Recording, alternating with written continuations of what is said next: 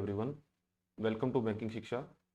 आज हम बात करेंगे जेईबी के पेपर 4 की, जिसमें मॉड्यूल बी हम देख रहे थे, रिटेल प्रोडक्ट्स एंड रिकवरी। इसका चैप्टर 8 है, इंपॉर्टेंट रिटेल लायबिलिटी प्रोडक्ट्स। इस चैप्टर में हम बहुत सारे टॉपिक्स देखेंगे।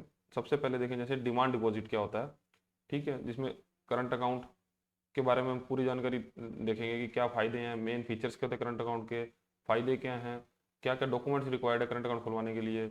फिर उसके बाद हम देखेंगे कि सेविंग बैंक अकाउंट क्या होता है, सेविंग अकाउंट को कस्टमर को क्या एडवांटेजेस रहते हैं, क्यों इंपॉर्टेंट है सेविंग बैंक अकाउंट खुलवाना। फिर डीरेगुलेशन ऑफ इंटरेस्ट, जब इंटरेस्ट को डीरेगुलराइज कर दिया था आरबीआई ने सेविंग बैंक अकाउंट पे, वो देखेंगे। फिर maintenance of balance in saving bank account और इंटरेस्ट पेमेंट कैसे होती है सेविंग बैंक अकाउंट में, वो देखेंगे। उसके बाद हम देखेंगे टाइम डिपॉजिट, टाइम डिपॉजिट जो अपना फिक्स डिपॉजिट और रिकरिंग डिपॉजिट है उस, ठीक है। उसके बाद हम ये देखेंगे कि आरबीआई के रिसेंट रूल्स के हैं एफडी ओवरड्यू होने के, अगर क्लेम नहीं करी जाती तो। फिर फॉर्म एच और फॉर्म जी क्या होता है, 15G और 15H क्या होता है, ठीक है। उसके बाद टीडीएस, इनकम टैक्स डिपार्टमेंट को जो इंटरेस्ट पे बैंक जमा कराते हैं वो क्या होता है, 2 in 1 अकाउंट किसको बोलते हैं, और रिकरिंग डिपॉजिट के बारे में हम पढ़ेंगे, ठीक है। ये चैप्टर थोड़ा लेंथी रहने वाला है, तो ये वीडियो थोड़ी लंबी हो सकती है। अब सबसे पहले बात करते हैं कि डिमांड डिपॉजिट क्या होते हैं। देख, चैप्टर का नाम है important retail liability product. Liability product क्या होते हैं? एक बैंक के लिए लायबिलिटी प्रोडक्ट वो होंगे जो कि फ्यूचर में चलकर लायबिलिटी, जैसे हमको पता है कि लायबिलिटी हमारी देनदारियां हैं, लायबिलिटी को हिंदी में बोलते हैं देनदारियां, ठीक है। अब फ्यूचर में हमारी कुछ देनदारियां रहेंगी जो कि हमसे कस्टमर डिमांड करेगा, कस्टमर डिमांड।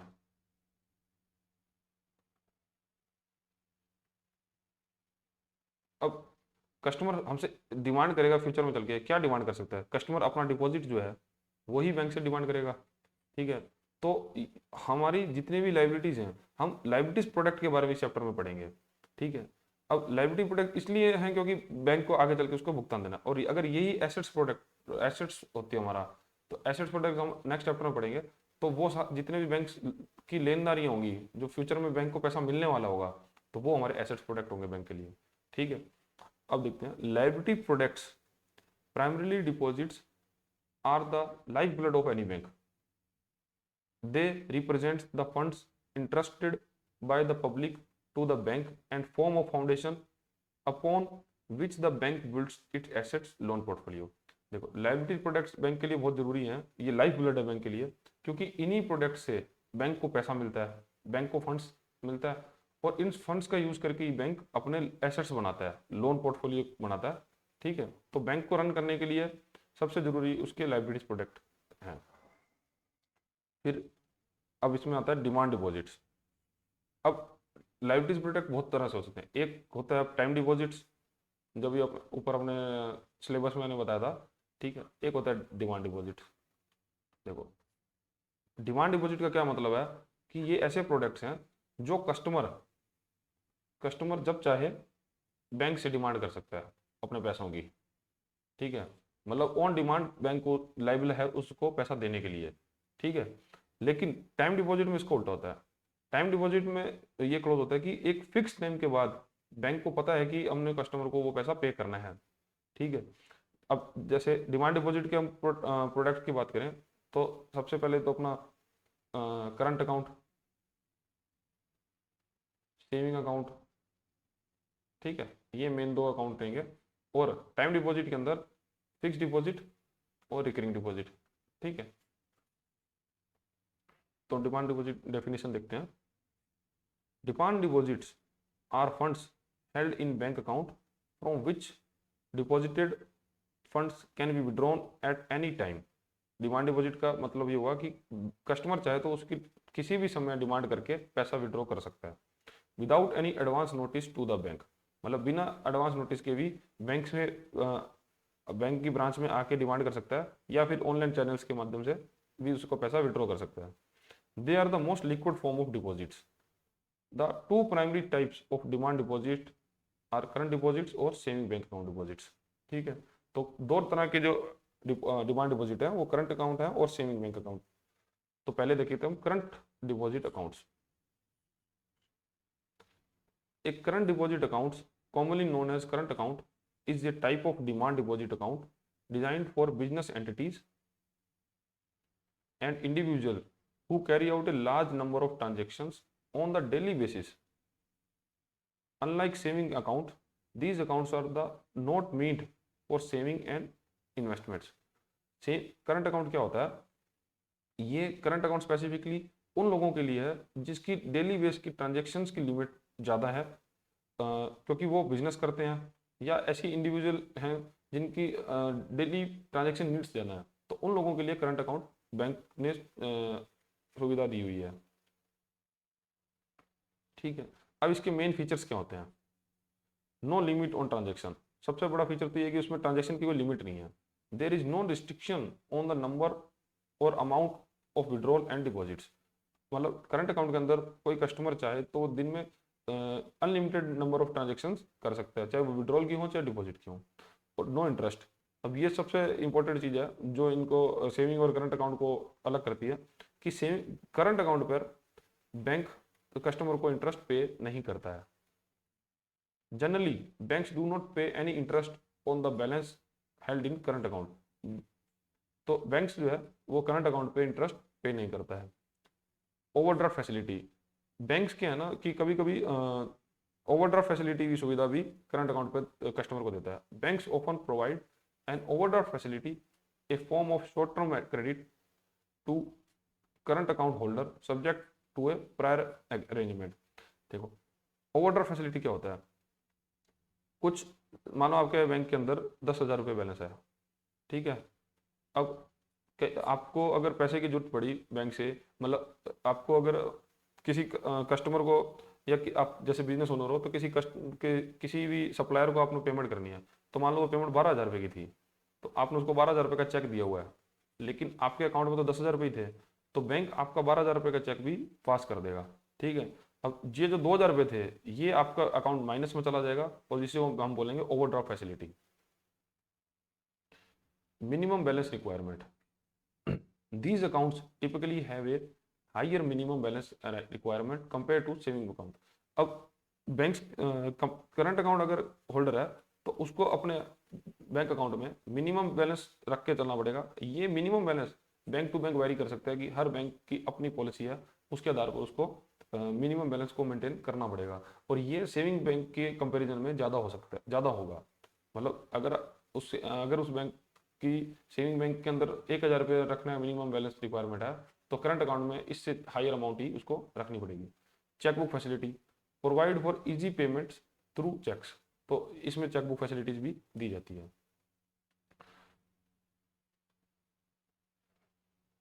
क्या क्या मेन फीचर्स थे? एक तो ट्रांजेक्शन की कोई लिमिट नहीं है,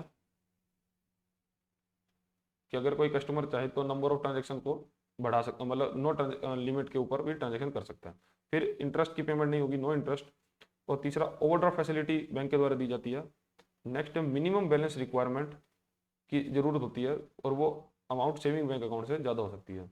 और फिर लास्ट है चेकबुक फैसिलिटीज इसमें दी जाती है। अब एडवांटेज क्या है? Facilitate smooth and frequent business transaction. तो करंट अकाउंट होने से आप स्मूथली ट्रांजेक्शन कर सकते हो बिजनेस के अंदर, क्योंकि सेविंग बैंक अकाउंट में क्या, अगर लिमिट है, लिमिट्स होती हैं ट्रांजेक्शन्स की। जैसे आप अगर आप विड्रॉ करते हो उसमें, तो उसमें 3 विड्रॉल आपको फ्री रहते हैं, वो भी ठीक है। और उसके ऊपर अगर ट्रांजेक्शन करते हो विड्रॉल की, तो आपको उसमें चार्जेस लगा सकता है बैंक। ठीक है, लेकिन करंट अकाउंट पे ये सुविधा रहती है कि आप नंबर ऑफ ट्रांजेक्शन्स को कितना भी विड्रॉल या डिपॉजिट की ट्रांजेक्शन कर सकते हो। ठीक है, जिससे अब आप अगर बिजनेसमैन हो तो आपके लिए स्मूथली बिजनेस करना जरूरी है। तो अगर करंट अकाउंट होगा तो आप ये ट्रांजेक्शन कर पाओगे। Enable business to receive payments from client directly into their account. ठीक है, तो बिजनेसमैन है जो करंट अकाउंट होने से डायरेक्टली पेमेंट ले सकते हैं अकाउंट के अंदर। Provide access to a range of banking facilities like overdraft, internet banking और बल्क पेमेंट्स। तो ये करंट अकाउंट में सुविधा मिलेगी। Act as proof of business for obtaining loans and other facilities. और नेक्स्ट ये सबसे इंपॉर्टेंट पॉइंट है कि अगर आपके पास करंट अकाउंट है तो आपके पास एक प्रूफ ऑफ बिजनेस है कि आप बता सकते हो कभी लोन के टाइम कि हमारे बिजनेस करंट अकाउंट हमने उस बिजनेस पे ले रखा है, जिससे कि आपको लोन लेने में थोड़ी आसानी हो सकती है। अब करंट अकाउंट खोलने के लिए बैंक आपसे क्या क्या डॉक्यूमेंट मांग सकता है। अब इससे पहले हमको ये भी समझना पड़ेगा कि करंट अकाउंट खुलवा कौन कौन सकता है। ठीक है, तो जैसे आप एक सोल अकेले या प्रोप्राइटरशिप में हो, मतलब आपकी अकेली खुद के नाम से ही प्रोप्राइटरशिप फर्म है, वो खुलवा सकते हैं। फिर अगर आपकी पार्टनरशिप फर्म है या फिर लिमिटेड लाइबिलिटी लिमिटेड कंपनी है, प्राइवेट या पब्लिक, ठीक है। और नेक्स्ट ट्रस्ट की एसोसिएशन अगर आप हो तो आप करंट अकाउंट को खुलवा सकते हो। तो अगर आप सोल या प्रोप्राइटरशिप ओनर हो तो रजिस्ट्रेशन सर्टिफिकेट जैसे कि GST certificate, shops and establishment act licence, फिर आपका PAN card of proprietorship firm, address proof of the firm और द प्रोप्राइटर, ठीक है। रजिस्ट्रेशन सर्टिफिकेट जैसे आपने उस फर्म के नाम पे जीएसटी ले रखा होगा, ठीक है, या शॉप एस्टेब्लिश एक्ट लाइसेंस जैसे कॉमनली स्टेट गवर्नमेंट द्वारा दिया जाता है, जिसके अंदर आप अपनी शॉप या फर्म को रजिस्टर करके करते हैं, जिससे ये इसलिए जरूरी है जैसे कि आप अगर इम्प्लॉइज रखते हो तो और आप गवर्नमेंट रेगुलेशंस को कंप्लाइंस करके चल रहे हो, वो इसमें देखा जाता है। जैसे कि आप इम्प्लॉयज़ के लिए वेजेस जो कि मिनिमम वेजेस से नीचे तो नहीं दे रहे, या वर्किंग आवर्स से ज़्यादा काम तो नहीं ले रहे, तो गवर्नमेंट्स के जो भी रूल हैं वो shops and establish act licence के तहत देखे जाते हैं। तो ये भी डिमांड कर सकता है बैंक। फिर पैन कार्ड आपका प्रोपराइटर का मांग सकता है। प्रूफ ऑफ फॉर्म, आपने एड्रेस प्रूफ, आप किस एड्रेस पे काम करो, इसके लिए जैसे लाइट बिल, इलेक्ट्रिसिटी बिल, सबसे इंपॉर्टेंट ये चीज़ मांग सकता है।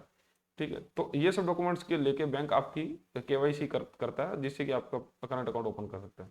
और ये पार्टनरशिप फर्म के अंदर सबसे इंपॉर्टेंट तो पार्टनरशिप डीड है कि आप दो लोग या चार लोग जितने भी लोगों ने मिलकर पार्टनरशिप करी है, तो वो पार्टनरशिप डीड के अंदर आपकी सारी जानकारी होती है, तो वो बैंक को चाहिए होती है। फिर रजिस्ट्रेशन सर्टिफिकेट, क्या आप उस पार्टनरशिप को रजिस्ट्रार ऑफिस में रजिस्टर करवाया, उसका सर्टिफिकेट चाहिए।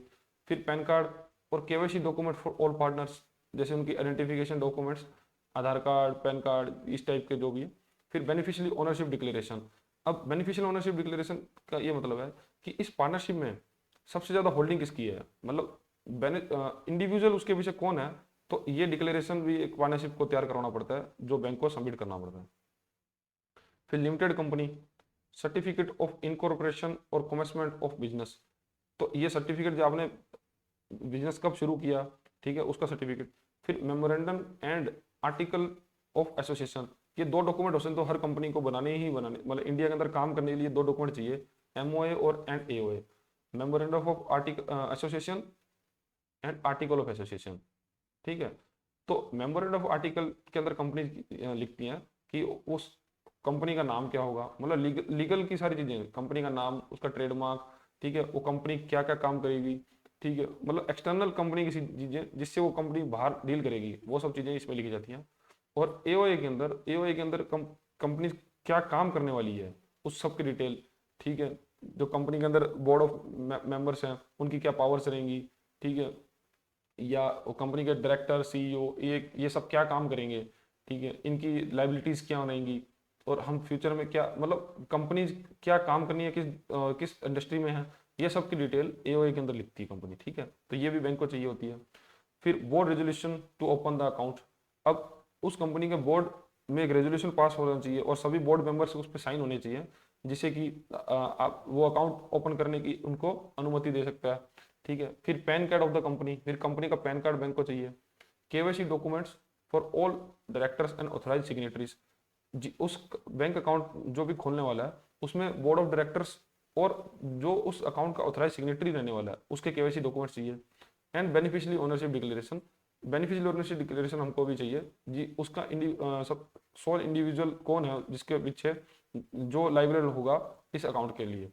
ठीक है, तो ये पार्टनरशिप फर्म में भी लेते हैं और लिमिटेड कंपनीज के पीछे भी लेते हैं। फिर अगर आप ट्रस्ट और एसोसिएशन हो तो ट्रस्ट डीड चाहिए। ट्रस्ट डीड के like partnership deed, trust deed के अंदर ट्रस्ट की शर्तें लिखी होती हैं कि कौन ट्रस्ट के मेंबर होंगे और उनकी क्या क्या लाइबिलिटी होगी, ये सब terms and condition trust deed होती है। और बाय लॉ के अंदर उस ट्रस्ट के अंदर जो भी कार्य करने वाले मेंबर्स हैं उनकी क्या रिस्पॉन्सिबिलिटीज रहेंगी, वो और वो ट्रस्ट किस बारे में काम करने वाला है, ये सब डिटेल्स बाय लॉज में रहती है। एंड ट्रस्ट रजिस्ट्रेशन सर्टिफिकेट चाहिए होगा, resolution from trustees and managing committee to open the account. तो उस ट्रस्ट की ट्रस्टीज और मैनेजिंग कमेटी के इसे रिजोल्यूशन एक चाहिए जिससे कि वो अकाउंट ओपन करने की अनुमति हो उस ट्रस्ट को। PAN card of the trust, trust के पैन कार्ड चाहिए होगा। KYC documents of trustees and authorise signatory, तो केवाईसी डॉक्यूमेंट्स भी हमको चाहिए होगा। इसमें से एक क्वेश्चन मतलब आपको एमसीक्यू में पूछ सकता है कि कौन कौन से डॉक्यूमेंट्स चाहिए होते हैं ट्रस्ट खोलने के लिए, या तो वो हमको थोड़ा याद रखना पड़ेगा। ठीक है, तो वापस देख लेते हैं कि करंट अकाउंट खोलने के लिए अगर वो सोल प्रोप्राइटर है तो उसको रजिस्ट्रेशन सर्टिफिकेट चाहिए, रजिस्ट्रेशन सर्टिफिकेट चाहिए जो कि जीएसटी सर्टिफिकेट। ठीक है, show of an establish act licence चाहिए, ये स्टेट गवर्नमेंट प्रोवाइड करवाती है। इसके अंदर एम्प्लॉयज के इसमें ये जस्टिफाई किया जाता है कि जो जो शॉप ओनर है तो वो गवर्नमेंट रूल्स को पालना कर रहा है, जिससे कि जिसमें कि एम्प्लॉयज के राइट्स को देखा जाता है, जिसमें वो वेजेस उसको मिनिमम वेजेस से नीचे पैसा नहीं दे रहा हो या वर्किंग आवर्स ज़्यादा काम ना करवा रहा हो। ठीक है, फिर पैन कार्ड ऑफ प्रोप्राइटर, तो पैन कार्ड एड्रेस प्रूफ ये सब तो केवाईसी डॉक्यूमेंट्स ये सब में ही कॉमन है। फिर एड्रेस प्रूफ और एंड द प्रोप्राइटर का एड्रेस प्रूफ। ठीक है, फिर पार्टनरशिप फर्म के अंदर पार्टनरशिप डीड चाहिए हमको, रजिस्ट्रेशन सर्टिफिकेट चाहिए, पैन कार्ड चाहिए और केवाईसी डॉक्यूमेंट्स और बेनिफिशियरी ओनरशिप डिक्लेरेशन। ठीक है, फिर लिमिटेड कंपनी के अंदर certificate of incorporation and commencement of business, ये सर्टिफिकेट है कि उसने बिजनेस कब शुरू किया। ठीक है, उसका सर्टिफिकेट है। फिर एमओए और एओए चाहिए। एंड बाद में board resolution to open the account, कि बोर्ड का रिजोल्यूशन चाहिए कि अकाउंट ओपन कर सकता है। PAN card of the company चाहिए, KYC document for all director and authorise signatory, इन सबके केवाईसी सर्टिफिकेट चाहिए, केवाईसी डॉक्यूमेंट्स चाहिए लाइक आधार कार्ड, फोटो, ये सब। फिर बेनिफिशियरी ओनरशिप डिक्लेरेशन। और ट्रस्ट के केस में ट्रस्ट डीड एंड बाइलॉज, फिर registration certificate, resolution from trustee and managing committee to open account, resolution चाहिए, PAN card, KYC documents for trustee and authorise signatory. ठीक है, तो ये सब डॉक्यूमेंट्स के आधार पर एक बैंक करंट अकाउंट ओपन कर सकता है। अब ओपनिंग और ऑपरेटिंग ए करंट अकाउंट, नेक्स्ट टॉपिक है current account opening. The process involve submitting the completed account opening forms along with all required KYC documents and photographs. The bank verifies the document and the identity of the signatories before activating the account. तो bank KYC document लेगा, उस KYC documents को पहले verify करेगा, KYC करेगा, उसे identify करेगा कि ये जेन्युइन वही पर्सन है जो अकाउंट खुलवाने आया, उसके बाद वो उसका करंट अकाउंट एक्टिव कर देगा। अब ऑपरेशनल इंस्ट्रक्शन क्या रहते हैं? अब करंट अकाउंट चलाने के लिए बहुत सारे ऑपरेशनल इंस्ट्रक्शन रहेंगे जो कि ऊपर हमने बताया गया है। अगर वो सोल प्रोप्राइटर होगा तो वो सिंगली उसको चला पाएगा। ठीक है, अगर वो पार्टनरशिप फर्म होगी तो पार्टनरशिप फर्म के अंदर 2 लोग से या 2 से ज़्यादा लोग भी हो सकते हैं। तो अगर वो जॉइंटली चलाना चाहते हैं या वो आइदर सर्वाइवर कंडीशन में चलाना चाहते हैं, मतलब ये सब आपको बताऊंगा अभी। ठीक है, या वो ट्रस्ट है तो ट्रस्ट के अंदर तो बहुत सारे मेंबर्स हो सकते हैं, तो उसमें ऑथराइज सिग्नेटरी कौन रहेगा, वो चलाएगा, या कोई बोर्ड मेंबर्स भी उसको चला सकते हैं। तो मोड ऑफ ऑपरेशंस की फैसिलिटी बहुत सारे बैंक मतलब सभी बैंक देते हैं कि उस अकाउंट को ऑपरेशन कौन कर सकता है। ठीक है, the account can be operated based on instruction like singly, jointly, either survivor etcetera. For entities it is based on the mode of operation specified on the board resolution and partnership deed.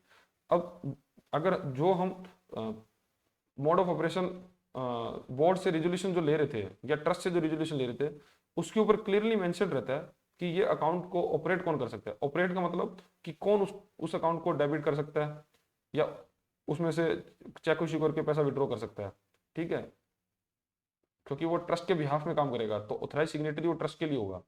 ठीक है, अब singly तो हम समझ ही गए, single operator जो मतलब मेरा अकाउंट अगर मैं ही साइन कर रहा हूँ तो वो सिंगल ऑपरेटर कहलाएगा। फिर जॉइंटली, अब जॉइंटली के अंदर क्या है कि एक तो आइदर सर्वाइवर का केस, एक फॉर्मर सर्वाइवर रहता है। ठीक है, मेन तो ये 2 चीज हैं, बाकी और भी होते हैं जैसे एनी वन, मतलब 4-5 लोग हो गए हैं तो एनी 2, NE3 ऐसे करके बहुत सारे केसेस बन सकते हैं।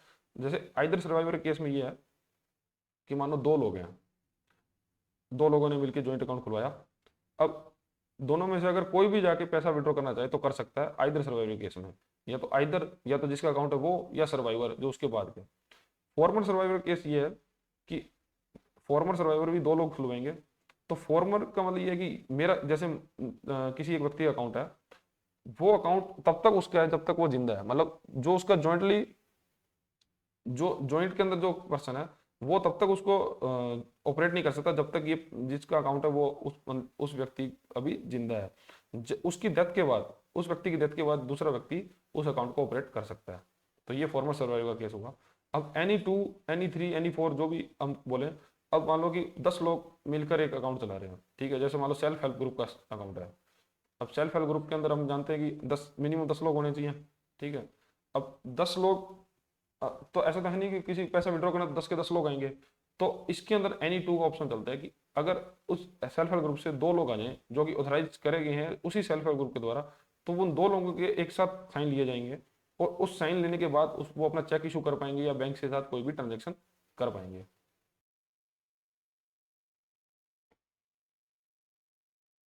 ठीक है। अब हम देखते हैं next, transfer of accounts. A customer can request the transfer of their current account from one branch to another of the same bank. This is usually a seamless process in the core banking solution CBS environment. अब अगर कोई customer आगे बोले कि हाँ उसका खाता A branch के अंदर है, ठीक है, अब वो बोलता है कि उसका खाता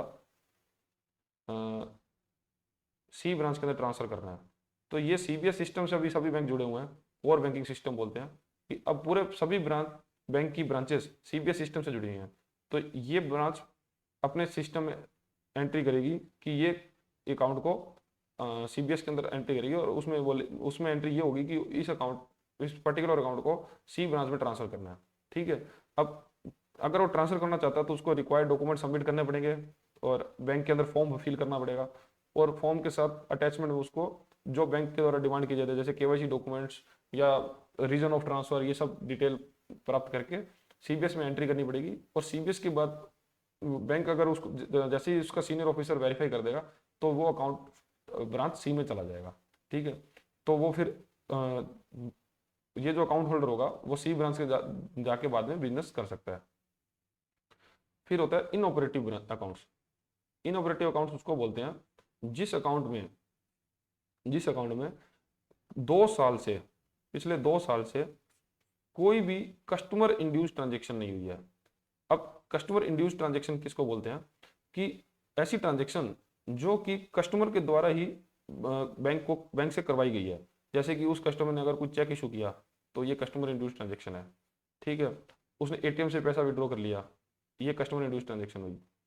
या कस्टमर ने कोई पैसा डिपॉजिट करवाया ब्रांच में आके, तो ये भी कस्टमर इंड्यूस ट्रांजेक्शन मानी जाएगी।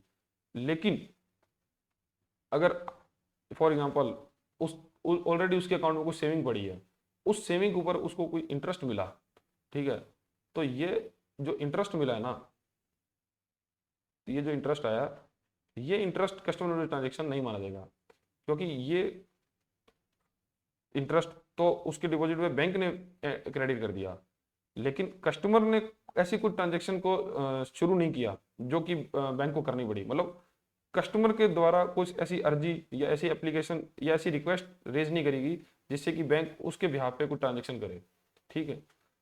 इन operative account, if there are no customer induced transaction in the current account for a period of 2 years, the account is classified as inoperative. The bank must inform the customer before doing so. To reactivate the account, the customer needs to submit a request along with the fresh KYC documents. Bank को 2 साल के अंदर अगर वो transaction customer induced transaction नहीं हुई है तो बैंक उसको इनऑपरेटिव कर देगा कस्टमर को बताने के बाद। The bank must inform the customer before doing so. मतलब बैंक ऐसा नहीं है कि 2 साल होने के बाद ही करेगा, बैंक 2 साल होने से पहले ही कस्टमर को वेरियस मेल, कॉल्स, SMS के द्वारा उसको नोटिफाई करेगा। लेकिन कस्टमर जब अगर वो आगे KYC करवा लेता है तो उसका अकाउंट एक्टिव ही रहेगा। लेकिन अगर वो 2 साल के बाद आता है तो उसको दोबारा से फ्रेश KYC डॉक्यूमेंट सबमिट करके अपना अकाउंट को दोबारा एक्टिव करवाना पड़ेगा। फिर क्लोजर ऑफ करंट अकाउंट, एक customer can request for closure of their account by submitting a return application. All unused check leaves must be returned to the bank. The bank will close the account after recovering any applicable charges and paying the balance to the customer. अब कोई भी customer चाहे तो आके अपना account close करवा सकता है, बस उसको रिटर्न एप्लीकेशन देनी पड़ेगी, और जो उसने चेकबुक ले रखी है बैंक से पहले, उस चेकबुक के अंदर जितनी भी लीव्स बची हैं, मान लो कि 10 चेक्स की चेकबुक थी, उसके अंदर 3 कस्टमर ने यूज कर ली, तो 7 जो लीव्स बची हैं वो 7 लीव्स को बैंक को वापस जमा करा के वो अपना अकाउंट बंद करवा सकता है। और अगर उसके अंदर कुछ ड्यू है तो बैंक उसे रिकवर कर सकता है, और अगर उसमें कुछ बैलेंस है तो बैंक उसको पे कर देगा। ठीक है, अब इस पे करने के लिए तरीका ये है, अगर वो चाहे तो कैश में बैंक से पैसा ले सकता है। ठीक है, और अगर बैंक वो कस्टमर अपना दूसरा बैंक अकाउंट बताए, दूसरे बैंक के अंदर उसका कोई अकाउंट हुआ, तो बैंक उसके दूसरे बैंक के अंदर उस पैसे को एनईएफटी या आरटीजीएस के माध्यम से ट्रांसफर कर सकता है। अब नेक्स्ट टॉपिक है सेविंग बैंक अकाउंट। अब हमने अभी तक क्या क्या देख लिया है, ये कोई पूरा थोड़ा रिवाइज कर लेते हैं। देखो, करंट अकाउंट क्या होता है, ये हम जान के थे कि करंट अकाउंट बिजनेस एंटिटीज या एक इंडिविजुअल जिसकी लार्ज नंबर ऑफ ट्रांजेक्शन होती हैं उसके लिए खोला जाता है। उसमें फिर करंट अकाउंट के फीचर्स ये थे कि लिमिट नहीं है ट्रांजेक्शन्स की, इंटरेस्ट उसको नहीं मिलेगा, ओवरड्राफ्ट फैसिलिटी दी जाएगी, मिनिमम बैलेंस रिक्वायरमेंट होता है, और चेकबुक सुविधा दी जाती है। इसके फायदे देखे थे फिर बाद में कि smooth transaction facility, smooth business चलाने के लिए, बिजनेस ट्रांजेक्शन करने के लिए ज़रूरी है। फिर बिजनेस को पेमेंट रिसीव करने के लिए क्लाइंट से डायरेक्टली अकाउंट में, तो ये इसके लिए भी जरूरी है। मतलब ये क्या क्या फायदे हैं, provide access to large banking facilities like overdraft, interest and bulk payments. ठीक है, और ये as a proof of business भी देखा जा सकता है। फिर क्या क्या डॉक्यूमेंट्स चाहिए, ये हम रिपीट कर चुके हैं एक बार, सोल प्रॉपर्टीशिप के लिए, पार्टनरशिप फर्म के लिए, लिमिटेड लाइबिलिटी कंपनी के लिए, और ट्रस्ट एसोसिएशन के लिए। फिर अकाउंट ओपनिंग कैसे बैंक कर सकता है, उसके बाद ऑपरेशनल इंस्ट्रक्शन अकाउंट्स के लिए क्या चाहिए। ठीक है, फिर कस्टमर बैंक अकाउंट को ट्रांसफर कैसे करवा सकता है, और लास्ट में देखा इनऑपरेटिव अकाउंट और क्लोजर ऑफ अकाउंट। ठीक है, कि इनऑपरेटिव अकाउंट किसको बोलते हैं, और अकाउंट क्लोज करवाना हो तो उसके लिए क्या क्या रिक्वायरमेंट रहती है। अब नेक्स्ट देखेंगे सेविंग बैंक अकाउंट। ये अभी तक हम डिमांड डिपॉजिट का ही पार्ट है, डिमांड डिपॉजिट जो हम लोग देख रहे हैं उसी के पार्ट देख रहे हैं अभी। अब सेविंग बैंक अकाउंट क्या होता है, जैसे नाम से ही पता चल रहा है कि सेविंग के लिए जो बैंक अकाउंट खोला जाता है वो सेविंग बैंक अकाउंट है। Saving bank account is a basic deposit account intend to encourage the habit of saving among public. Saving की हैबिट डलवाने के लिए पब्लिक के अंदर सेविंग बैंक अकाउंट को बैंक ऑफर करता है। It is the most common type of bank account and is suitable for individual, salaried, professional, students for their personal banking needs. अब हर प्रकार के व्यक्ति के लिए, चाहे वो सैलरीड है, चाहे वो प्रोफेशनल है, चाहे वो स्टूडेंट है, किसी भी तरह के, या बिजनेसमैन है, तो बिजनेसमैन के लिए वैसे तो सेविंग अकाउंट है, लेकिन बिजनेसमैन के लिए करंट बैंक अकाउंट है, लेकिन अगर वो अपनी पर्सनल सेविंग के लिए खोलवाना चाह रहा है तो वो सेविंग अकाउंट भी ले सकता है। ठीक है, तो हर किसी व्यक्ति के लिए सेविंग बैंक अकाउंट की सुविधा बैंक देता है। एडवांटेज और इंपॉर्टेंस क्या सेविंग बैंक अकाउंट की, सेविंग बैंक अकाउंट सेविंग को प्रमोट करता है, encourage people to set aside money for future needs। तो फ्यूचर नीड्स के लिए सेविंग बैंक अकाउंट को बढ़ावा देने के लिए, फ्यूचर के लिए सेविंग को करने के लिए बैंक इंकरेज करता है। Liquidity, provides easy access to funds through various channels like ATM, cheques and digital banking. तो सेविंग बैंक अकाउंट सबसे अच्छी सुविधा देता है कि लिक्विडिटी आपके पास रहती है, आप जब चाहें आपको पैसा आप अपने पास ला सकते हैं। ठीक है, मतलब आप अब तो इतने डिजिटल चैनल्स हैं कि एटीएम से भी आपको, मतलब आपको 24/7 पैसे की नीड्स जब भी पड़े तो आपके पास लिक्विड मनी है जो सेविंग बैंक अकाउंट में रख के आप उसको कभी भी यूज कर सकते हैं। Earn interest, unlike current account, saving bank account earn interest on their balance maintain. अब सेविंग बैंक अकाउंट में ये भी फायदा है कि आपको इंटरेस्ट मिलेगा, और करंट अकाउंट में ये चीज़ नहीं थी कि आपको इंटरेस्ट मिलेगा, लेकिन सेविंग अकाउंट में आप इंटरेस्ट भी अर्न कर सकते हैं। फिर एक्सेस टू अदर सर्विस, अब सेविंग बैंक अकाउंट होल्डर को और अदर सर्विस का भी एक्सेस मिलता है, जैसे act as a gateway of other banking product like loan, credit card, investment. अब सेविंग बैंक अकाउंट होल्डर को अदर सर्विस का भी बेनिफिट आप बैंक से ले सकते हैं, जैसे कि लोन करवा सकता है वो, क्रेडिट कार्ड बैंक से सुविधा ले सकता है, या इन्वेस्टमेंट की कोई भी कर सकता है, जैसे एसआईपी वगैरह कुछ भी, तो वो भी सुविधा बैंक उसको दे सकता है। Who can open saving bank account, कौन सेविंग बैंक अकाउंट खुलवा सकता है? An individual in their own name, कोई भी इंडिविजुअल अपने नाम से सेविंग बैंक अकाउंट खुलवा सकता है। टू और more individual in joint name, दो और उससे ज्यादा लोग जॉइंटली भी अपना अकाउंट खुलवा सकते हैं। A minor usually age 10 and above, 10 साल या 10 साल से बड़ा minor can open and operate an account independently. For minor below 10 a guardian can be operated. अगर 10 साल या उससे बड़ा माइनर है तो वो अपना अकाउंट खुलवा के खुद से ही उसको चला सकता है, लेकिन अगर 10 साल से छोटा कोई भी बच्चा है तो उसके गार्जियन उस अकाउंट को ऑपरेट करेंगे। चैरिटेबल और education institution subject to condition, charitable institution या एजुकेशनल कोई एनजीओ, ट्रस्ट, ये सब भी अपना सेविंग बैंक अकाउंट खुलवा सकते हैं। बाकी उनकी डिपेंड करता है वो क्या काम करते हैं, उस कंडीशन पे भी बैंक उसको देख सकता है। Business entities are generally not permitted to open saving bank account, लेकिन जो बिजनेस एंटिटीज हैं वो सेविंग बैंक अकाउंट नहीं खुलवा सकती, क्योंकि क्योंकि हमने ऊपर अभी भी देखा कि करंट अकाउंट के अंदर नंबर ऑफ ट्रांजेक्शन की छूट होती है, लेकिन सेविंग बैंक अकाउंट के अंदर ये चीज नहीं होती। ठीक है, तो बिजनेस एंटिटीज करंट अकाउंट को वैसे खुद से ही अवॉइड करती हैं और बैंक भी उसको ज्यादा खोलने की अनुमति नहीं देता। फिर D regulation of interest in saving bank account. D regulation क्या हुआ था 2011 से पहले, क्या होता था कि सेविंग बैंक अकाउंट पे कितना इंटरेस्ट मिलेगा ये आरबीआई डिसाइड करता था।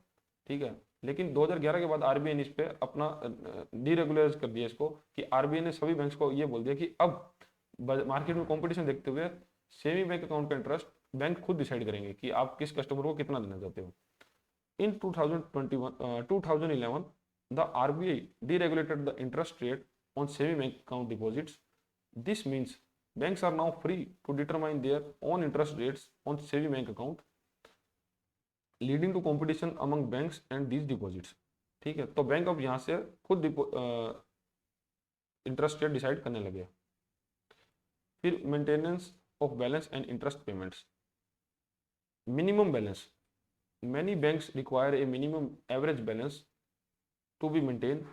Failure to do so may attract penalties. Basic saving bank accounts BSBD accounts has a zero balance facility. अब बहुत से बैंक्स सेविंग बैंक अकाउंट में मिनिमम बैलेंस रिक्वायरमेंट की डिमांड करने लगे कि उनका एक एवरेज मिनिमम बैलेंस रहना चाहिए। अगर बैलेंस उससे नीचे जाता है तो बैंक चाहे तो उस पर पेनल्टी लगा सकता है। ठीक है, लेकिन अभी BSBD अकाउंट भी आए थे, basic saving bank deposit account, ये कुछ थोड़े इसमें इस अकाउंट में थोड़ी लिमिट्स रहती है कि आप एक सर्टेन डिपॉजिट्स के ऊपर डिपॉजिट नहीं रख सकते, और विड्रॉल भी आप लिमिटेड विड्रॉल कर सकते हैं 1 साल के अंदर। ठीक है, तो ये सब इसमें लिमिटेशन है, लेकिन ये जीरो बैलेंस फैसिलिटी है, इसके अंदर आप जीरो बैलेंस से भी अकाउंट चला सकते हो। जैसे कि जनधन योजना के अंदर जो भी खाते खोले जाते हैं वो सब ये BSBD अकाउंट ही है, उसके अंदर जीरो बैलेंस के अकाउंट हैं। Interest payments. As per RBI directive, interest on saving bank accounts must be calculated on daily closing balance. तो RBI की गाइडलाइंस के आधार पर अब जो सेविंग बैंक अकाउंट पे इंटरेस्ट जो दिया जाता है वो डेली क्लोजिंग बैलेंस मेथड पे दिया जाता है। The interest is then credited to the account as a quarterly basis for a determined by the bank. Interest credit उसको क्वार्टरली बेसिस पे अकाउंट में किया जाएगा, लेकिन उसको कैलकुलेट डेली बेसिस पे किया जाता है। डेली क्लोजिंग बैलेंस जो जितना भी अकाउंट होता है उस पर किया जाता है। Before 2011 banks calculate interest on minimum balance method in the account.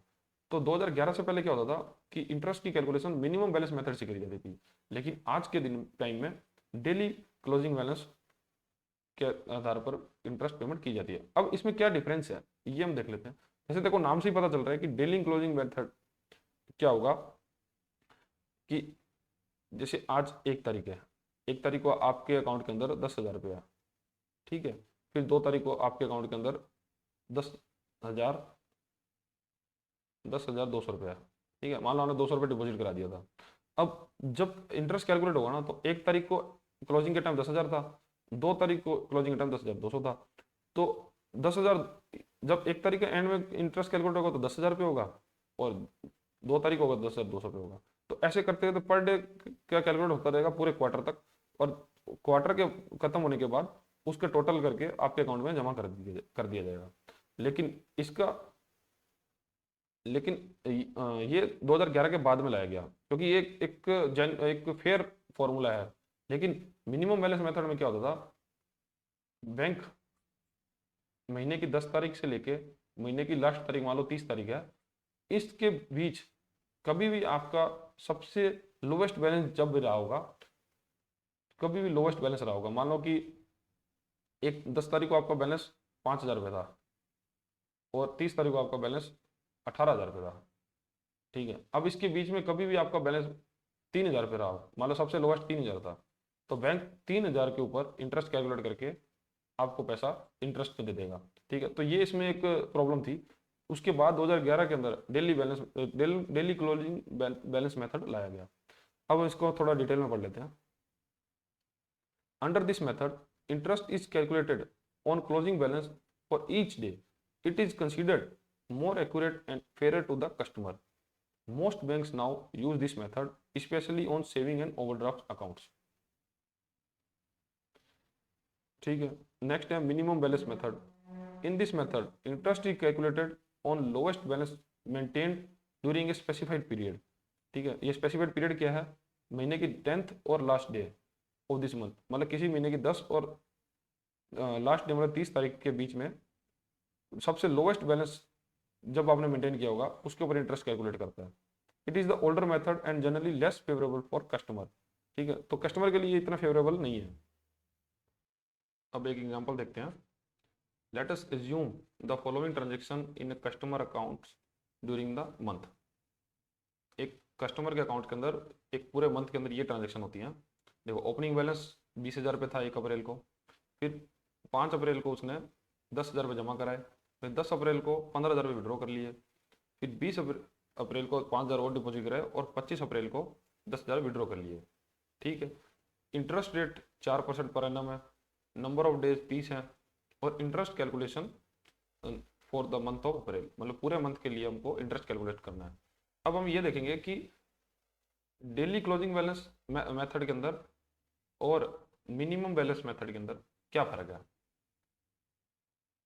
देखो, डेली क्लोजिंग के अंदर तो वो इंटरेस्ट कैलकुलेट कैसे करेगा कि 20,000 रुपये, ये 20,000 रुपये थे, ये 20,000 हमारे पास कब कब से कब तक थे, जैसे 1 अप्रैल को भी थे, 2 को भी थे, 3 को भी क्लोजिंग यही था, और 4 को भी क्लोजिंग यही था। लेकिन 5 तारीख को ए ने इसने 10,000 रुपये जमा करा दिया अकाउंट के अंदर, तो इन 4 दिन तो हमारे पास 20,000 क्लोजिंग था, लेकिन 5वें ही दिन हमारे पास क्लोजिंग कितना हो गया, 20 और 10 30,000 रुपये।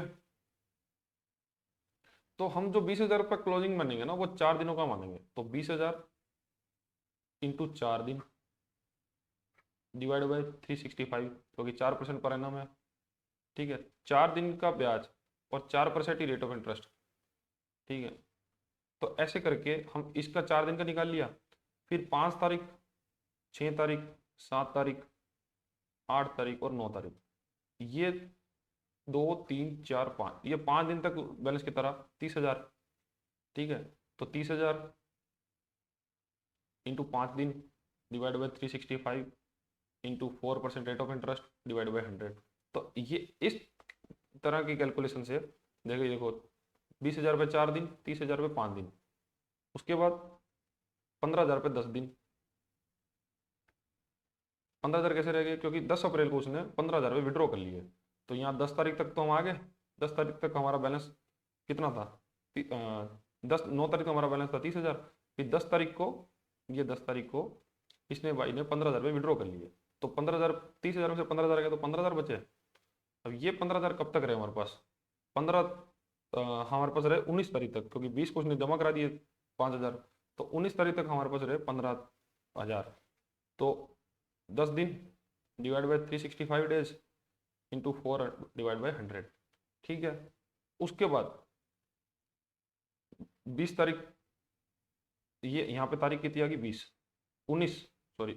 को तो उसने 5,000 रुपये डिपॉजिट करा दिए, तो 20 से हमारा बैलेंस कितना हो गया 20,000 रुपये, 20,000 और कितने दिन तक रहा, 5 दिन तक, क्योंकि 25 तक, फिर 25 को उसने विड्रॉ किया, तो 5 दिन divide by 365 into 4 divide by 100। उसके बाद हमारे पास अब तारीख कितनी आ गई, 24 तक तो ये चला 20,000, फिर 25 तारीख को उसने 10,000 विड्रॉ कर लिए, तो लास्ट में उसका बैलेंस कितना रह गया 10,000, और 30 तारीख तक काउंट करना है, तो 25, 26, 27 ऐसे करके 6 दिन होंगे। ठीक है, तो मतलब कहने का मतलब ये है कि डेली क्लोजिंग बैलेंस के अंदर कैलकुलेशन जो है वो इस तरह से होगी। पर डे बैंक आपका क्लोजिंग बैलेंस कैलकुलेट करेगा, उसके आधार पर उस पर टैक्स इंटरेस्ट कैलकुलेट करके आपको देगा। इससे फायदा क्या होगा, ये फेयर प्रैक्टिस हुई कस्टमर के लिए और बैंक के लिए भी। ठीक है, तो ये अभी आज के टाइम पे सभी बैंक के अंदर एज पर आरबीआई गाइडलाइन ये ही प्रैक्टिस फॉलो करी जा रही है। ठीक है, तो इससे कस्टमर को इंटरेस्ट मिल जाएगा 47 रुपये 12 पैसे। ठीक है, एक महीने के अंदर उसको 47 रुपीज़ 12 पैसा इंटरेस्ट मिल जाएगा। ठीक है, लेकिन अगर ओल्ड मेथड ही होता है ये सेम एग्जांपल पे, तो ओल्ड मेथड में क्या होता कि मिनिमम बैलेंस उसको 10 तारीख से लेकर 30 तारीख के बीच में 5,000 रुपये एक टाइम पे था। ठीक है, 5,000 रुपये था, तो वो उसी 5,000 पर आपको इंटरेस्ट दे देगा। 5,000 इंटू 4%, और 30 दिन के देना है तो ये डेज 30 और डिवाइड बाई 365, तो 16 रुपये 44 पैसा आपको ब्याज मिल जाएगा। और यहाँ पे आपको 16 रुपये मिल रहा है, और यहाँ पे आपको 47 रुपये मिल रहा है, तो मतलब डबल से भी ज़्यादा आपको 3 गुना ब्याज यहाँ पे मिल गया। ठीक है, तो ये डिफरेंस है डेली क्लोजिंग बैलेंस और मिनिमम बैलेंस मेथड से। तो इससे कस्टमर को फायदा होने लगा इस मेथड से, तो भी RBI daily closing method applicable किया। अब इसमें रिस्ट्रिक्शन क्या है, while there are generally no restriction on number of credits, banks may impose a limit on number of free withdrawals per month. BSBD accounts have specific limitation on withdrawal. तो जमा के अंदर bank, deposit के अंदर bank ने saving bank account में कोई restriction नहीं लगाई है, लेकिन विड्रॉल के अंदर सभी बैंक लिमिट्स लगा सकते हैं, और मोस्टली सभी बैंक ने 3 ट्रांजेक्शन तक फ्री रखते हैं। उसके बाद पर ट्रांजेक्शन बैंक चार्जेस लगाना शुरू करता है। ठीक है, लेकिन अगर कोई प्रीमियम कस्टमर है या बैंक का कोई प्रीमियम अकाउंट आप लेते हो, तो उसको बैंक उसमें बैंक चार्ज वेव ऑफ कर देता है। ठीक है, तो ये बस याद रखने वाली बात है कि कहाँ कहाँ बैंक रिस्ट्रिक्शन लगा सकता है। और बीएसबीडी अकाउंट में स्पेशली क्योंकि जीरो बैलेंस अकाउंट होता है, तो इस पे बैंक ज़्यादा लिमिटेशन लगा के रखता है कि उसमें एक सर्टेन अमाउंट तक ही अमाउंट डिपॉजिट हो सकता है, फिर आप एक सर्टेन विड्रॉल ही एक पूरे साल में कर सकते हो।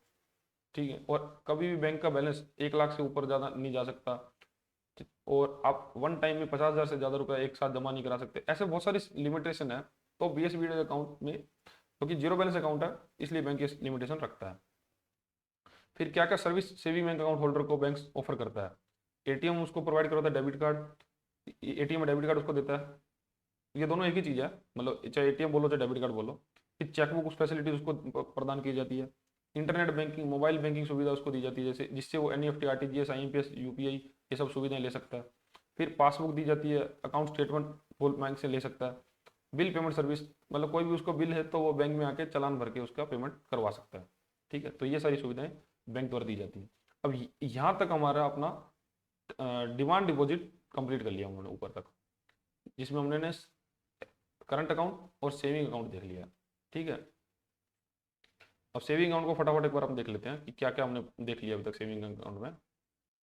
सेविंग बैंक अकाउंट, तो सेविंग बैंक अकाउंट में क्या था कि आपको आपकी सेविंग करने के लिए बैंक फैसिलिटी देती है कि आप एक अकाउंट खुलवा के आप उस पर सेविंग कर सकते हो, पैसा रख सकते हो, और आप पे उस पर बैंक आपको इंटरेस्ट भी पे करेगा। ये इसलिए खोला जाता है कि इसमें सेविंग प्रमोट करी जाती है। ठीक है, ये अकाउंट कोई भी खुलवा सकता है, सैलरीड, प्रोफेशनल या स्टूडेंट कोई भी।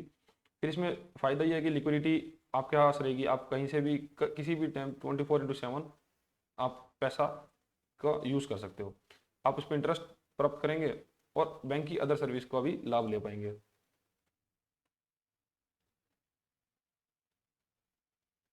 अब ये कौन ओपन कर सकता है, इंडिविजुअल, 2 और 2 से ज़्यादा लोग मिलकर, माइनर जिसकी उम्र 10 से ज़्यादा है तो वो खुद से चला सकता है, उसका अकाउंट ऑपरेट कर सकता है। अगर 10 से कम है तो उसको गार्जियन की जरूरत पड़ेगी, वो गार्जियन उसका ऑपरेट करेगा। फिर कोई चैरिटेबल ट्रस्ट या educational institution saving bank account खुलवा सकता है। फिर इसके बाद हमने देखा था कि इंटरेस्ट डीरेगुलेशन हो गया था 2011 के अंदर। इसके अब बैंक को अनुमति थी कि बैंक खुद से सेविंग बैंक अकाउंट का इंटरेस्ट डिसाइड कर सकते थे कि इस कस्टमर को कितना सेविंग बैंक इंटरेस्ट देना चाहते हैं।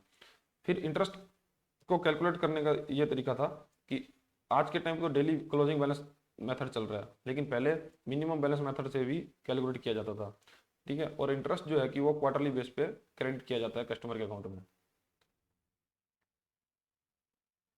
ठीक है, फिर एक एग्जांपल से हमने ये समझा था कि डेली क्लोजिंग बैलेंस कैसे काम करता है और सेविंग मिनिमम बैलेंस कैसे इंटरेस्ट बनाता है। ठीक है, तो ये हम लोग देख चुके हैं। फिर रिस्ट्रिक्शन क्या क्या है, तो बैंक चाहे तो इस पे रिस्ट्रिक्शन रख सकता है, पर डिपॉजिट पे बैंक रिस्ट्रिक्शन नहीं रखता, क्योंकि इससे बैंक का ही कासा हिट होगा। तो बैंक विड्रॉल पे रिस्ट्रिक्शन रखता है, जिससे कि सेविंग बैंक अकाउंट के अंदर अगर वो 3 विड्रॉल फ्री रखता है, लेकिन उसके बाद वो चार्जेस लगा सकता है बैंक। और दूसरा, BSBD अकाउंट्स के अंदर रिस्ट्रिक्शन रहती है, क्योंकि वो जीरो बैलेंस अकाउंट है। उसके बाद बैंक सर्विस क्या क्या ऑफर करता है, बैंक देता है ATM, डेबिट कार्ड, चेकबुक सुविधा, internet banking, mobile banking, passbook, account statement और बिल पेमेंट सर्विस। ये सब सुविधाएं बैंक भी सेविंग बैंक अकाउंट होल्डर को प्रोवाइड करवाता है। अब हम नेक्स्ट देखेंगे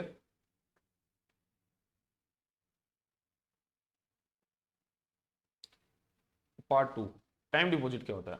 अभी तक हम लोगों ने डिमांड डिपॉजिट देख लिया था, अब हम टाइम डिपॉजिट देखेंगे।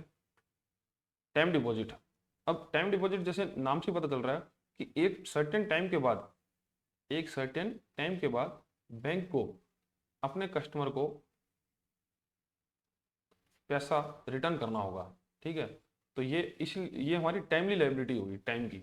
ठीक है, डिमांड लाइबिलिटी वही थी कि जो डिमांड जब जिस टाइम करेगा बिना किसी नोटिस के, तो हम उसको पैसा वापस करेंगे। लेकिन टाइम डिपॉजिट में ये चीज़ बैंक को भी पता है और कस्टमर को भी पता है कि एक सर्टेन टाइम के बाद कस्टमर पैसा डिमांड कर सकता है, तो बैंक को उसको देना पड़ेगा। Time deposits are funds deposit with the bank for a specific fixed period of time. ठीक है, the money can not be withdrawn before the expiry of the period without incurring a penalty. Customer पैसा पहले withdraw नहीं कर सकता, अगर वो demand करता है पैसे की तो उसको एक पेनल्टी बैंक लगाएगा, उसके बिना वो पैसा वापस नहीं ले सकता। The main type of fixed deposits and recurring deposit, इसके दो मेन टाइप है, एक फिक्स्ड डिपॉजिट, एक recurring deposit. In India the period of time deposits can be range between 7 days to 10 years। तो इंडिया के अंदर आप कोई भी टाइम डिपॉजिट कराना चाहते हो तो वो 7 दिन से मिनिमम 7 दिन की करवानी होगी, और मैक्सिमम 10 साल से ऊपर आप नहीं करवा सकते। ये 10 साल इसलिए रखा जाता है भाई, बैंक इसको डिसाइड करने को तो 100 साल भी रख सकता था या 50 साल भी रख सकता था, लेकिन 10 साल इसलिए क्योंकि 10 साल के अंदर इन्फ्लेशन हमारी बहुत ज़्यादा चेंज हो जाती है। तो जिससे अभी हम 10 साल बाद का बता नहीं सकते कि कितना इंटरेस्ट रेट उस टाइम मार्केट में होगा। जैसे कि अभी इंडिया के अंदर मिनिमम इंटरेस्ट रेट जो है, बैंक जो चार्जेस करते हैं वो 7 to 8% होगा, लेकिन यही USA के अंदर आप चले जाओ तो वहाँ पे ये रेट ऑफ इंटरेस्ट 2 से 3% के अंदर आपको लोन मिल जाएगा। ठीक है, तो ये बहुत चेंजेस होते हैं। तो आप तो ही बैंक RBI ने 10 साल का ही इसमें क्लोज रखा कि 10 साल तक का ही FD आप सबसे बड़ा बना सकते हो। अब देखते हैं फिक्स डिपॉजिट क्या होता है। A FD is a financial instrument where a lump sum amount is deposited for a fixed tenure at a pre-agreed rate of interest। अब FD एक ऐसा इंस्ट्रूमेंट है जो कि कस्टमर द्वारा एक लमसम अमाउंट एक अकाउंट में जमा करा दी जाती है, उसका टाइम लिमिट भी फिक्स होता है और एक पहले से ही प्री डिसाइडेड इंटरेस्ट होता है। तो बैंक उसको उसकी मेच्योरिटी पीरियड पर कस्टमर को उसका principal amount plus interest customer को पे कर देता है। ठीक है, अब इसमें भी ऑपरेशनल इंस्ट्रक्शन हो सकते हैं कि एक आदमी अगर उसको लेना चाहे या जॉइंटली उस FD को ओपन करवाना चाहे, can be open in single or joint names with instruction like either or survivor or former or survivor. A nominee can be should be appointed. ठीक है, अब इसमें आइदर सर्वाइवर फॉर्मर सर्वाइवर मैं पहले भी बता चुका हूँ, लेकिन देखो या तो FD सिंगल आदमी अपने नाम से खुलवाएगा या जॉइंट नेम से खुलवाएंगे। अब जॉइंट नेम के अंदर क्या होगा कि आइदर सर्वाइवर या मान लो कि 2 व्यक्ति हैं A और B। ठीक है, आइदर सर्वाइवर केस में या तो साइड FD को A ऑपरेट कर सकते हैं या B कर सकते हैं। ठीक है, मतलब दोनों में से जो भी आएगा, लेकिन बैंक से वो ट्रांजेक्शन कर सकता है। लेकिन फॉर्मर सर्वाइवर के केस में क्या होगा, यदि A और B हैं तो मान लो कि FD A के नाम पे खुली, तो A जब तक जिंदा है तब तक उस एफडी को सिर्फ ए ही ऑपरेट कर सकता है, ठीक है।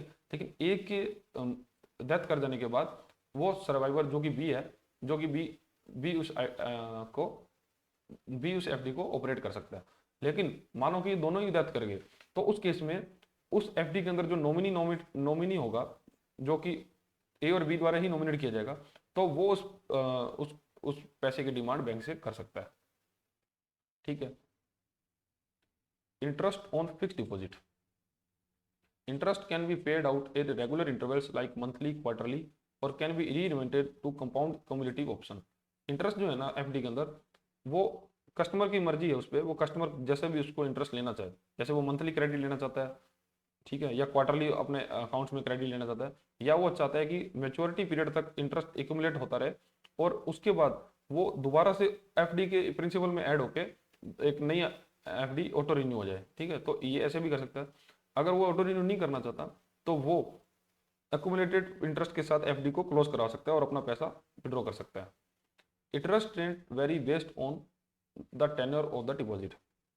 इंटरेस्ट रेट जो है ना, अगर आप जितने लंबे समय की एफडी करवाओगे, मान लो कि एक व्यक्ति एक एफडी करवा रहा है 3 साल के लिए, ठीक है, और उसी एज ग्रुप का सेम व्यक्ति वो उसी अमाउंट की एफडी 10 साल के लिए करवा रहा है, तो 10 साल वाले को इंटरेस्ट ज़्यादा मिलेगा इन कंपेरिजन टू 3 साल वाले के लिए, ठीक है। तो ये वेरी करेगा टेनर के ऊपर भी। Senior citizen are typically offered a higher rate of interest, usually 0.50% extra. जो कि सीनियर सिटीजन है, जो कि 60 साल से बड़े लोग हैं, तो उनको एफडी पे इंटरेस्ट ज़्यादा मिलता है, लगभग वो एवरेज 50% ज़्यादा रहता है। Term deposit accounts for minor. अब माइनर के लिए क्या कंडीशंस हैं, उस अकाउंट का ऑपरेशन कौन कर सकता है। An F D can be open in a minor name but must be operated by natural और लीगल गार्जियन। माइनर के नाम से आप अकाउंट खुलवा जरूर सकते हो, लेकिन उसको चलाएगा या तो नेचुरल गार्जियन या उसका लीगल गार्जियन, मतलब जो कोर्ट डिसाइड करेगा, वो व्यक्ति माइनर के केस में एफडी ऑपरेट कर सकता है। Transition to majority. Upon turning 18, the minor must complete their KYC formalities with the bank to convert the account to major status and operate it independently। अगर वो माइनर 18 साल की उम्र के बाद बैंक में आकर अपने अकाउंट को माइनर से मेजर में कन्वर्ट कर सकता है, बस उसको अपनी केवाईसी डॉक्यूमेंट्स बैंक को दिखानी होगी, उसके आधार पर बैंक उसका अकाउंट कन्वर्ट करके उसकी ऑपरेशनल पावर है जो वो उसी को व्यक्ति को दे देगा। फिर इसमें टैक्सेशन कैसे लगता है माइनर के केस में। Interest income is clubbed with the income of higher earning parents as per section 64A1 1A the income tax act after the small exemption of 1500 per child। अब अगर मान लो इस एफडी पर ब्याज मिल रहा है और उस ब्याज पे टैक्स भी लगेगा, उस टैक्स को उसके गार्जियन की इनकम में ऐड कर दिया जाएगा, ठीक है, अंडर सेक्शन 64(1)(a) के तहत। अब इस सेक्शन के अंदर क्या है कि अगर आपका कोई भी एक चाइल्ड है जिसके नाम पे एफडी आपने करवा रखी है, तो उस चाइल्ड की नाम पे जो एफडी है, अगर उस पे आप ब्याज कमा रहे हो 10,000 रुपये जो टैक्सेबल है, ठीक है, तो under section income tax act के अंदर इसके ऊपर आप 1,500 रुपये की छूट गवर्नमेंट से ले सकते हो। तो आपको जो 10,000 टैक्सेबल ब्याज था, तो उसमें 1,500 माइनस करके आपको 8500 रुपये ही गवर्नमेंट को पे करने होंगे। ये इसलिए क्लोज लाया गया क्योंकि इससे एक चाइल्ड माइनर लोगों के ऊपर एफडी खुलने को बढ़ावा दिया गया है कि पेरेंट्स ज़्यादा अपने बच्चों की एफडी करवाएं, ठीक है। तो ये क्लोज है। फिर pre mature payment of FD. अगर कोई मेच्योरिटी पीरियड आने से पहले ही एफडी की डिमांड कर लेता है तो बैंक उस पर पेनल्टी लगा सकता है। Depositor can withdraw their FD before maturity, however the bank will charge a penalty, example 0.5% या 1% reduction of the applicable interest rate. The interest is paid for period the deposit have actually remained with the bank at the rate applicable for that period minus the penalty। अब मानो कि आपकी 1 लाख रुपए की FD थी और उसका rate of interest 8% था, ठीक है, और ये 1 साल के लिए थी, 1 ईयर। अगर अब कस्टमर आके उसको 7 महीनों के बाद 7 मंथ के बाद आके बोले कि एफडी मेरी बंद करनी है, तो बैंक उस पर 1% की पेनल्टी लगा सकता है, तो वो बैंक उसको 7 महीनों तक का ब्याज देगा, तो 7 मंथ्स का इंटरेस्ट और उस पर 1% की पेनल्टी लगा देगा, तो 8% की जगह उसको 7% का ब्याज दिया, तो इस आधार पर बैंक उसको इंटरेस्ट दे सकता है और पेनल्टी लगा के बाकी पैसा रीपे कर सकता है। ठीक है।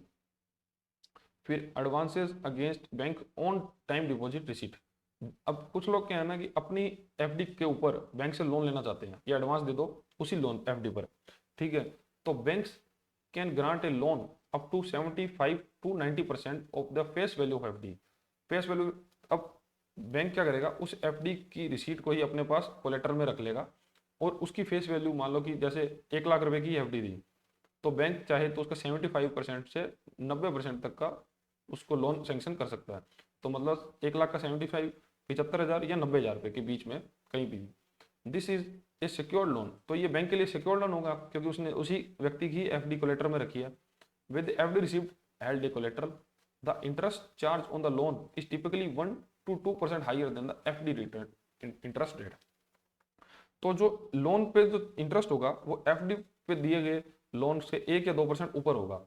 इससे बैंक को डबल फायदा है। एक तो बैंक ने उसी कस्टमर से एफडी कोलेटर रख ली, जो कि सिक्योर्ड लोन हुआ, प्लस हम बैंक एज ए बैंक हम 1 से 2% रुपया ज़्यादा ही उस पर अर्न कर रहे हैं। ठीक है। फिर रिन्यूअल ऑफ एफडी। अब एफडी की मेजोरिटी के बाद अगर कस्टमर रिन्यूअल कराना चाहता है, upon majority A FD can be renewed for another term if no instruction is given. Many banks auto renew the deposit for the same period as per original deposit. देखो, अभी as per RBI guideline भी ये guideline आ गई है कि आप as a bank अगर कोई कस्टमर आपको कोई भी इंस्ट्रक्शन नहीं देता, तो आपको उस कस्टमर की एफडी ऑटो रिन्यू कर देनी है, मतलब उसी सेम पीरियड के लिए उसको दोबारा से रिन्यू कर देनी है। जैसे कोई कस्टमर 1 साल की एफडी करवा के गया और 1 साल के बाद वो पैसा लेने नहीं आया, तो ऐसा नहीं कि आप उसका अकाउंट क्लोज करके बंद मतलब और एफडी मैच्योर करके रख देंगे। आप उसी सेम एफडी को ऑटो रिन्यू कर देंगे और एफडी का इंटरेस्ट ही वो अर्न करेगा। ठीक है। तो ये ऑटो रिन्यू हो गया। फिर रिसेंट रूल क्या है आरबीआई ऑन ओवरड्यू एफडी। अब एफडी ओवरड्यू का मतलब कि एफडी आपकी मैच्योर हो गई है, लेकिन उस एफडी को क्लेम करने कोई आ ही नहीं रहा है।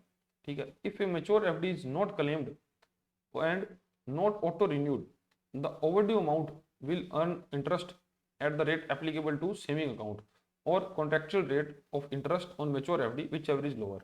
अब कुछ FD ऐसी होती हैं जो कि रिन्यू हो ही नहीं सकती हैं। जैसे कोई ऐसा गवर्नमेंट टेंडर निकला, ठीक है, तो उस गवर्नमेंट टेंडर के अंदर जो कॉन्ट्रैक्टर था उसको गवर्नमेंट को FD एज पर कोलेटरल देनी थी। ठीक है। अब अगर उस कोलेटर और वो FD बैंक के पास गया, कॉन्ट्रैक्टर एक FD ली और उसने गवर्नमेंट को वो सबमिट कर दी। अब जब तक वो काम चलेगा तो गवर्नमेंट वो एफडी अपने पास रखेगी, लेकिन वो एफडी की ऐसी स्कीम में होगी कि वो रिन्यू नहीं हो सकती, ऑटो रिन्यू नहीं होगी। ठीक है। अगर वो एफडी ऑटो रिन्यू नहीं होगी और मान लो कि वो कॉन्ट्रैक्टर किसी भी वजह से बैंक से वो क्लेम करने दोबारा आया ही नहीं, मतलब उसने गवर्नमेंट का काम कंप्लीट कर दिया, लेकिन उस काम को कंप्लीट हुए 1-2 साल भी हो गए, लेकिन वो फिर भी बैंक से क्लेम करने नहीं आया। ठीक है। तो बैंक क्या करेगा कि उस एफडी पर कभी एफडी का इंटरेस्ट कैलकुलेट नहीं करेगा, वो बैंक उस पर सेविंग बैंक अकाउंट का इंटरेस्ट जो कि एफडी से लोअर होगा वो ही कैलकुलेट उसको देगा। या मानो कि सेविंग बैंक अकाउंट का इंटरेस्ट किसी भी कंडीशन में जो एफडी बनाते समय से ज़्यादा हुआ, तो फिर एफडी का इंटरेस्ट उसको दिया जाएगा।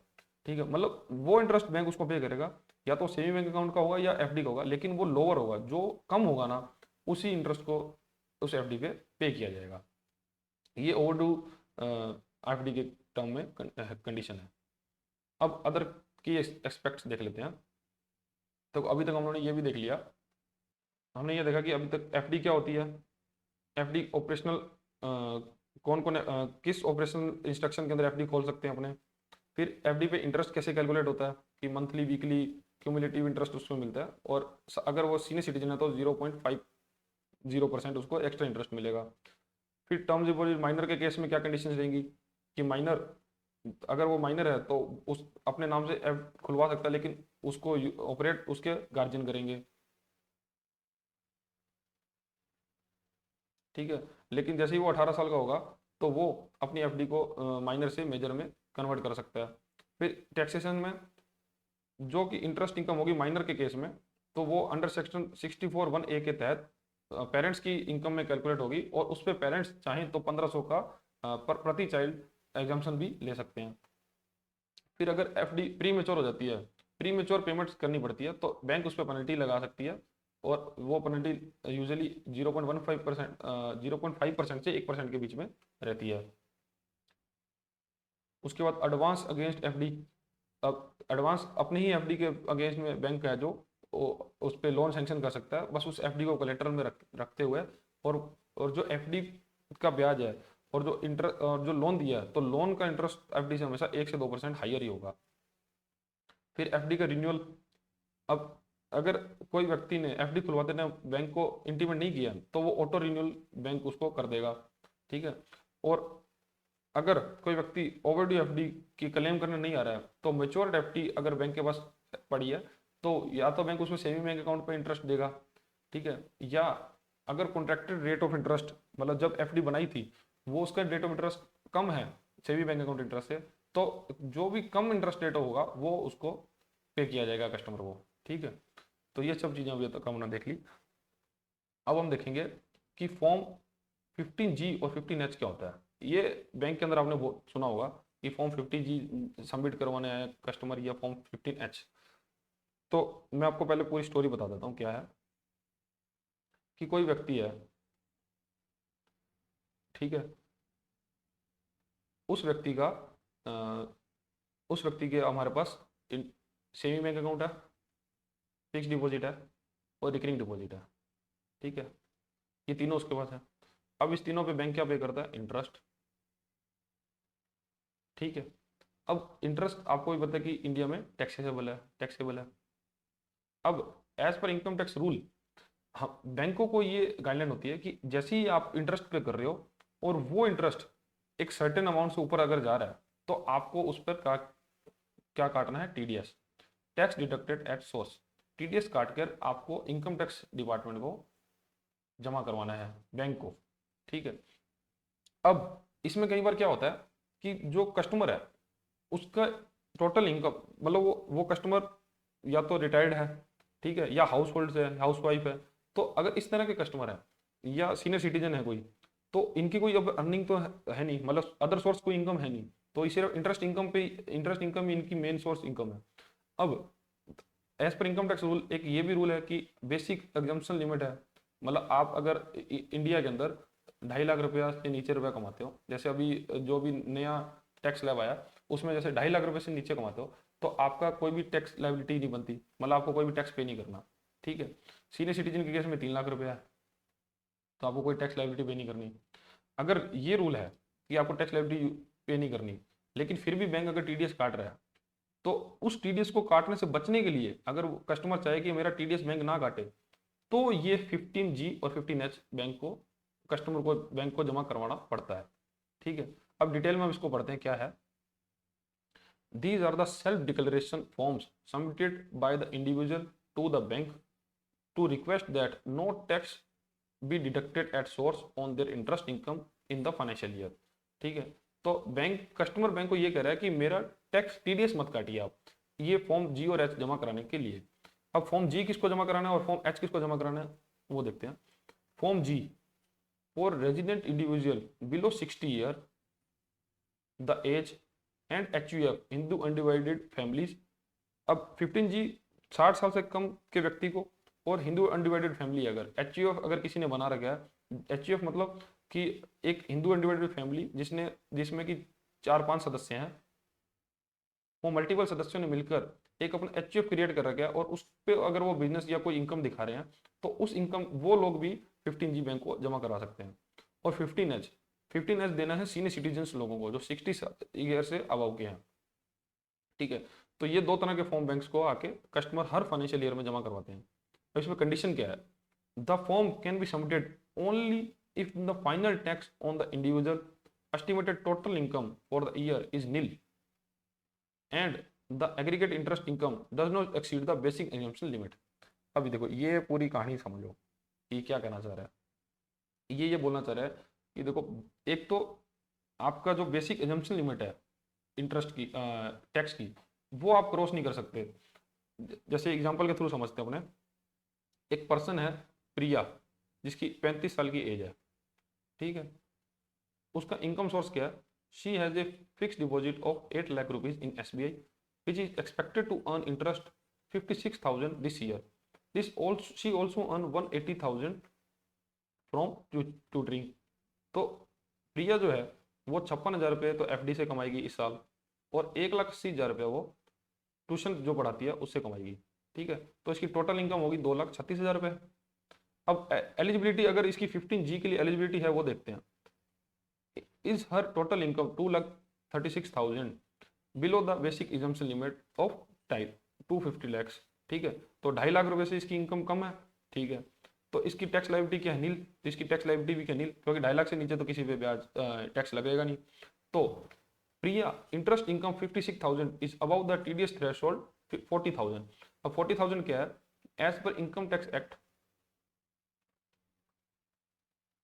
अगर आपकी इंटरेस्ट इनकम 40,000 या उससे कम है तो आप पर कोई भी टैक्स इंटरेस्ट टैक्स लायबिलिटी नहीं बनेगी, तो आपको किसी भी इंटरेस्ट पर टैक्स नहीं देना होगा, ठीक है।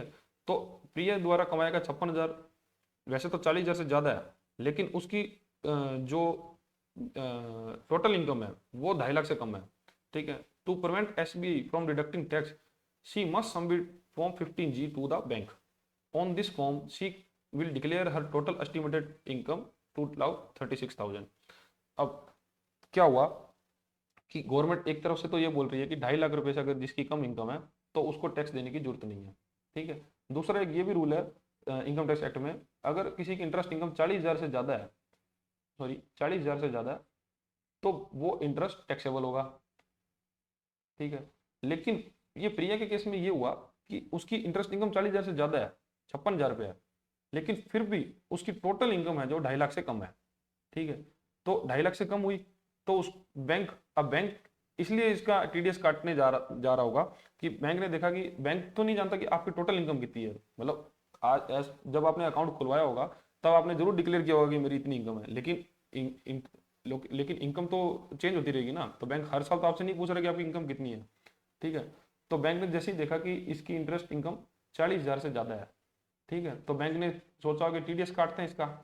अब जैसे ही बैंक TDS काटने गया तो प्रिया ने 15G जमा करा दिया बैंक को, ठीक है। तो जैसे ही प्रिया ने 15G दिया तो 15G पे जी में अंदर प्रिया ने बैंक को ये बताया कि मेरी तो टोटल इनकम 2,36,000 रुपये रहेगी। तो बैंक ने जब ये देखा कि प्रिया की इनकम 2,36,000 रुपये है जो कि 2.5 लाख से कम है, तो बैंक ने TDS नहीं काटा, ठीक है। तो ये पूरा 15G की स्टोरी थी। अब 15H का एग्जाम्पल देख लेते हैं। 15H वो जमा कराते हैं जो 60 साल से ऊपर के लोग हैं। अब एक आदमी है रमेश मेहता जो 68 साल का, ठीक है। इसका इनकम सोर्स क्या है? इसको पेंशन मिलती है 1,20,000 पूरे साल में। He also has the large fixed deposit in the bank of Baroda which generates an interest 1,50,000 in a year, ठीक है। तो टोटल एस्टिमेटेड इनकम होगी 1,20,000 और 1,50,000, 2,70,000 रुपये, ठीक है। अब हम ये जानते हैं कि सीनियर सिटीजन के रूल के अंदर बेसिक मिनिमम टैक्स एजम्पशन कितनी है? 3 लाख रुपए, ठीक है। प्रिया के केस में कितनी थी? वो 60 साल से कम थी तो उसकी लिमिट थी 2.5 लाख, लेकिन सीनियर सिटीजन के केस में लिमिट है 3 लाख। अब इसकी एलिजिबिलिटी फिर भी हम देख लेते हैं। In the total income 2,70,000 below the senior citizen tax assumption limit 3 lakh, yes ये सही है। In the final tax liabilities की नील है, क्योंकि फाइनल टैक्स लायबिलिटी तो 3 लाख से ऊपर बनेगी, ठीक है। लेकिन इन्होंने इंटरेस्ट कितना कमाया? इनकी इंटरेस्ट इनकम थी 1,50,000 rupees, well above the senior citizen TDS threshold 50,000। अब जहां पर TDS थ्रेशोल्ड बिलो सीनियर मतलब बिलो 60 ईयर 40,000 रुपये था, जहां पे बैंक को 40,000 से ऊपर TDS काटना था, सीनियर सिटीजन के केस में यही लिमिट 50,000 रुपये है, ठीक है। ये चीजें याद रखनी है क्योंकि इस चीज का डायरेक्ट क्वेश्चन एग्जाम में आ जाता है। तो सीनियर सिटीजन केस में थ्रेशोल्ड थी 50,000। He should submit from 15H, क्योंकि 15H के लिए ये एलिजिबल है, to the bank of Baroda. On the form he will declare his total estimated income 2,70,000 to ensure no tax deducted for his interest. देखो bank का simple सा काम ये है, बैंक ने जैसे ही देखा कि आपका इंटरेस्ट अर्निंग 40,000 या 50,000 से ज्यादा है, 40,000 60 साल से कम लोगों के लिए, और 50,000 60 साल से ऊपर के लोगों के लिए ज़्यादा है, तो बैंक सीधा क्या करेगा, आप पे टीडीएस काटेगा। ठीक है, बैंक टीडीएस काटेगा। लेकिन अगर कोई व्यक्ति जो कि फॉर्म 15G और H के लिए एलिजिबल है, वो एलिजिबल पर्सन आके बैंक को अपना फॉर्म G या H जमा करवा देता है, तब उस केस में बैंक ये देखेगा कि उनकी टोटल एस्टिमेटेड इनकम इस फाइनेंशियल ईयर में कितनी रहने वाली है। अगर वो 2.5 लाख या 3 लाख से कम जाएगी तो बैंक उसका टीडीएस नहीं काटेगा। ठीक है, अगर इनकम उससे ज़्यादा है तो बैंक टीडीएस काट देगा। ठीक है, लेकिन ऐसा नहीं कि उसको वो पैसा भरना है, टीडीएस काटेगा, और जैसे ही वो व्यक्ति फाइनेंशियल ईयर के एंड में वो अपना आईटीआर फाइल करेगा, तो आईटीआर के अंदर वो पैसे को रिफंड क्लेम कर पाएगा गवर्नमेंट से। ठीक है, तो ये पूरा फंडा रहता है 15G और H का। आई होप कि आपको ये चीज़ अच्छे से समझ आ गई होगी। ठीक है, अब ये तो हमने देख लिया कि क्या होता है 15G/H, और अगर अगर कस्टमर जमा करा दे तो पैसा नहीं कटेगा। लेकिन deposit on TDS to income tax department by bank, अगर बैंक नॉर्मल, ऐसा तो नहीं हर व्यक्ति हर कस्टमर ही G और H जमा करा रहा है, कुछ लोगों का जिनका टीडीएस कटता ही है, तब बैंक उस केस में क्या करता है, if a customer interest income from the deposit exceed the prescribed limit currently 40,000 for individual और 50,000 for senior citizen and no form G और H इज सबमिटेड, अब उस कस्टमर ने फॉर्म G और H जमा नहीं कराया और बैंक ने उसका टीडीएस काटा, तब बैंक क्या करेगा, the bank must deduct TDS, the TDS amount must be deposited with the income tax department on the behalf of customer, the bank then issue a TDS certificate, जिसको नाम दिया जाता है form 16A to the customer. देखो, अब customer का TDS कटा, TDS काटती बैंक ने उस टीडीएस को इनकम टैक्स डिपार्टमेंट को जमा करा दिया, उस, ठीक है, इनकम टैक्स डिपार्टमेंट को जमा करा दिया, और उस टीडीएस के ऊपर बैंक जो जो भी इंडिया के अंदर टीडीएस काट रहा है, तो उसकी लायबिलिटी है कि वो एक टीडीएस सर्टिफिकेट इशू करेगा, उस टीडीएस सर्टिफिकेट का नाम होगा 16A। ठीक है, तो वो 16A से वो 16A को हम कस्टमर को दे देंगे, मतलब एज ए बैंकर हम कस्टमर को दे देंगे। अब वो कस्टमर जब वो आईटीआर अपनी फाइल करेगा फाइनेंशियल इनके एंड में, तब वो पैसे को रिफंड कर पाएगा 15A के ऊपर, क्योंकि 16A के अंदर उस टीडीएस की पूरी डिटेल रहेगी कि बैंक ने कौन से ब्याज पे कितना इंटरेस्ट काटा, ठीक, टीडीएस काटा। ठीक है, तो उसके ऊपर वो टीडीएस का क्लेम इनकम टैक्स डिपार्टमेंट से ले पाएगा। और एक और चीज़ है यहाँ पे जो आपको बताना चाहूँगा, कई बार क्या होता है कि एक ही कस्टमर के वेरियस अकाउंट के अंदर, वेरियस बैंक्स के अंदर अकाउंट होते हैं, various accounts in different bank. ठीक है, अब मानो कि किसी ए बैंक से एक कस्टमर को 15,000 रुपये इंटरेस्ट इनकम है, और बी बैंक से उसी कस्टमर को 35,000 की इंटरेस्ट इनकम है। ठीक है, और सी बैंक एक और है जिससे उसको 10,000 रुपये की इंटरेस्ट इनकम है, तो ये कितना हो गया, 45, तो 60,000 रुपये हो गया। अब ए बैंक को नहीं पता कि उसकी इनकम, उसका ए बैंक तो ये देखेगा कि भाई थ्रेशोल्ड लिमिट है 40,000, तो इसका तो 15,000 ही है, तो टीडीएस नहीं काटना। बी भी देखेगा कि लिमिट है 40,000 लेकिन इसने तो 35,000 ही कमाया, तो इसका भी टीडीएस नहीं काटना। और सी देखेगा इसके 10,000 ही है और लिमिट 40,000 है, तो ये भी टीडीएस नहीं काटेगा। मानो ये तीनों टीडीएस नहीं काटे, ठीक है, तो उस पर क्या इंटरेस्ट लायबिलिटी नहीं आएगी, मतलब वो टीडीएस, वो का टैक्स नहीं भरेगा। तब क्या होगा कि ये व्यक्ति जो भी, जिसका भी अलग अलग बैंक्स में अकाउंट है, ये तीनों बैंक में जाके अपना फॉर्म G और H जमा कराएगा। अगर वो जी के अंदर आता है, मतलब 60 साल से कम है तो जी जमा करेगा, अगर 60 साल से बड़ा है तो H जमा कराएगा। तो वे तीनों बैंक्स में जाकर उसको 15G और H जमा कराना पड़ेगा। ठीक है, जिससे कि बैंक उसका टीडीएस ना काटे। लेकिन ये भी हो सकता है कि यहाँ पे इसने 45,000 रुपये कमाए, 45,000 इंटरेस्ट में कमाए, यहाँ पे उसने कितना कमाया होगा, लगभग मान लो यहाँ पे 40,000 रुपये या 45, जितना भी करना चाहो, 40,000 कमाया, और यहाँ पे उसने 50,000 रुपये कमाया। ठीक है, तो 50, 95 और 1,35,000 रुपये उसने ब्याज का कमाया। ठीक है, अब तीनों बैंक देखेंगे इसने कोई ज़्यादा रुपया कमा लिया, मतलब इसने 40,000 से ज़्यादा कमाया, इसने भी 40,000 पूरा कमाया, इसने भी 40,000 से ज़्यादा कमाया, तो तीनों के अंदर अगर उसने 40,000 से ज़्यादा कमाया तो तीनों टीडीएस काटेंगे, तो इसका तो 3 जगह टीडीएस कट जाएगा। लेकिन अगर वो 15G और H जमा करा देता है और अपनी टोटल इनकम को, अगर वो रिटायर्ड एम्प्लॉई है या कुछ भी है, तो अगर अपनी टोटल इनकम को 2.5 लाख या 3 लाख प्रिस्क्राइब से कम दिखाता है, तो तीनों बैंक उसका टीडीएस नहीं काटेंगे। ठीक है, तो ये भी एक ध्यान रखने वाली बात है कि उसके अगर बहुत सारे बैंक अकाउंट है डिफरेंट डिफरेंट बैंक के अंदर, तो उसको सभी बैंक में जाके 15G और H को जमा कराना है। अब नेक्स्ट टॉपिक है 2 in 1 अकाउंट किसको बोलते हैं। This is a hybrid product that links a saving bank account to a fix deposit account. ठीक है, balance above the certain threshold in the saving account are automatically swapped into a high interest FD. This is called auto swap facility. ये मैंने आपको पीछे किसी chapter में भी बताया था कि ऑटो स्वैप फैसिलिटी के अंदर ये फायदा होता है 2 in 1 अकाउंट के अंदर। ये एक हाइब्रिड अकाउंट है, जैसे आपने कोई सेविंग बैंक अकाउंट खुलवा रखा है किसी भी बैंक में, आजकल तो ये सुविधा सभी बैंक दे रहे हैं, ठीक है। और सेविंग बैंक अकाउंट के अंदर आपकी एक सर्टेन थ्रेशोल्ड हर बैंक डिसाइड करता है। जैसे किसी बैंक ने मान लो 40,000 रुपये डिसाइड कर रखी है कि अगर किसी व्यक्ति का सेविंग बैंक का बैलेंस 40,000 रुपये से ऊपर जाता है, ठीक है, तो उसको बैंक जितना बैलेंस 40,000 रुपये से ऊपर होगा तो उस पर बैंक कस्टमर को FD का इंटरेस्ट पे करेगा। क्योंकि सेविंग बैंक अकाउंट में हम सब जानते हैं कि 2.5 से 3% ब्याज मिलता है, ठीक है, लेकिन FD के अंदर मिनिमम 6 से 6.5-7% ब्याज रहता है, 6 से 7% के बीच में।